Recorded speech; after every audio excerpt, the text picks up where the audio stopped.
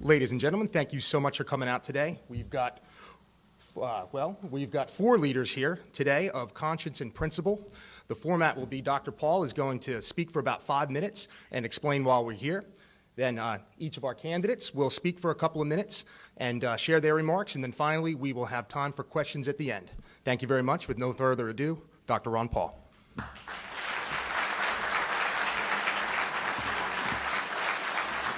Thank you. Thank you very much for coming. I consider this press conference very important, and I'm very pleased that we have some special guests here. We have 3 of the candidates here with me, Cynthia McKinney and Chuck Baldwin and Ralph Nader, and I understand Bob Barr is on his way or will be here shortly.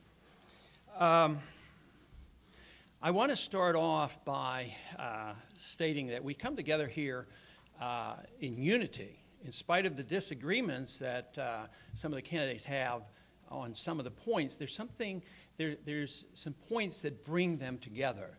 The process brings them together, as well as the principles that we find very, very important that we're following in this country.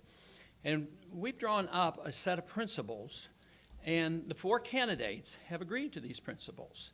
And I want to read those so that really gives you the thrust of what we're doing here today. But let me start by what these principles are. It says, we agree. Foreign policy.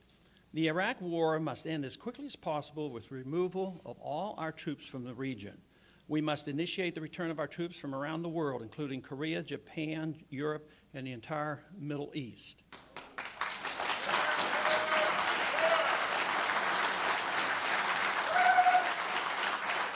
You know, I would like to make a suggestion. This is not so much as a rally. I know you support some of these viewpoints, but we want to run it as a press conference. So sort of hold back a little bit on that, and then when the questions come, the questions will come from the press.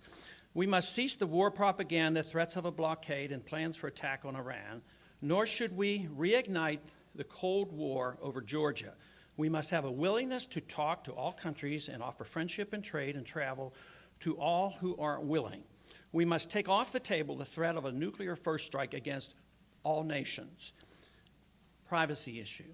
We must insist on protecting the privacy and civil liberties of all persons under U.S. jurisdiction. We must repeal or radically change the Patriot Act, the Military Commissions Act, and the FISA legislation. We must reject the notion of torture, elimination of habeas corpus, secret tribunals, and secret prisons. We must insist on no immunity for corporations that spy willingly on the people for the benefit of the government. We must reject the unitary president, the illegal use of signing statements, and excessive use of executive orders. The national debt. We believe that there should be no increase in the national debt. The burden of debt placed on the next generation is unjust and already threatening our economy and the value of our dollar. We must pay our bills as we go along and not unfairly place this burden on a future generation. The Federal Reserve. We insist that there be a thorough investigation, evaluation, and audit of the Federal Reserve System and its cozy relationship with the banking corporate financial institution. The arbitrary power to create money and credit out of thin air behind closed doors for the benefit of special interests must be brought to an end. There should be no bailouts of corporations and no corporate subsidies. Corporations should be aggressively prosecuted for crimes and fraud. That is the basic statement that brings us together. Now, I would like to talk a little bit about the process. I've come to the conclusion, after having spent many years in politics, that presidential elections turn out to be more of a charade than anything else. And I think that is true today. It is a charade.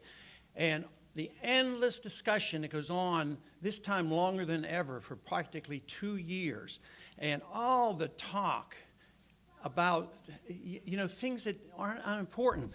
They don't talk about the issues that we have just talked about here. And it seems to be like a collusion of ideas and two parties and the media. It just goes on, and you just think about all this talk on television, pretending there's this great difference. And really, when you look at it, there is no difference, because they don't address these subjects. We have other candidates that agree and disagree with the other two candidates. And the important thing here is, who's the majority? There is no doubt in my mind that the majority is on our side. We represent the majority of the American people. The majority of the American people, even the recent polling, shows that 60% of the American people are unhappy with their choices. If you take the total number of Americans and the percentage that register, and then the percentage that vote, and then the percentage that vote for a candidate, we end up electing a president with 32% of the American people. And because they have been more or less conditioned to believe, well, the two candidates are different, and we have to vote for the lesser of two evils, they end up voting, half the people who vote for the president are voting for the lesser of two evils. And so therefore, 16% of the American people essentially are saying, hey, I like this candidate, and they vote for the president. You know, yesterday, I had a phone call, the first phone call that I personally received or had received from anybody in the McCain candidacy in his campaign. They called, and it was a bit of a surprise to me, because their request was that I endorse John McCain today. And I said, well, I don't like the idea of getting about 2 or 3 million people angry at me. So, but they were serious, and it was a respectful call. And the argument was he would do a little less harm than the other candidate.